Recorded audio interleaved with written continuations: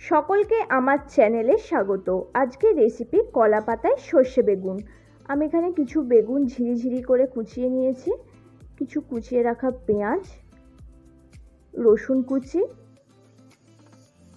সর্ষের পেস্ট কিছুটা, সর্ষের তেল কিছুটা আর কিছুটা লবণ দিয়ে আমি হাত দিয়ে বেগুনটা ভালোভাবে মেখে নিচ্ছি। বেগুনটা মাখা হয়ে গেলে আমি এখানে 1 চামচ মতন কাঁচা লঙ্কার পেস্ট দিয়ে আবারও ভালোভাবে মিক্সড করে নিলাম। আমি এখানে কিছু কলা পাতা সাইজ মতন কেটে নিয়েছি। কলা পাতাগুলো ভালোভাবে ধুয়ে আমি ওভেনে সেঁকে নিয়েছি যাতে কলা পাতাটা মোড়াতে সুবিধা হয়। আমি কলা পাতার উপর কয়েক চামচ বেগুন দিয়ে চারিদিক থেকে ভালোভাবে পাট করে নিলাম এবং কিছু সুতো দিয়ে আমি ভালোভাবে কলা পাতাটা বেঁধে নিলাম।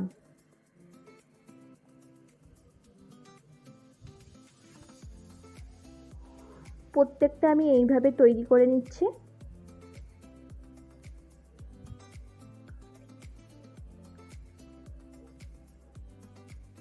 একটা ফ্রাইং প্যানে আমি সর্ষের তেল নিয়েছি।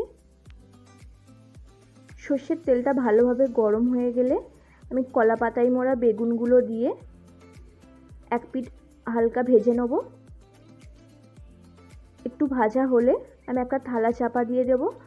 থালা চাপা দিয়ে আমি এপিট ওপিট করে এটা আমি ভাজতে থাকবো।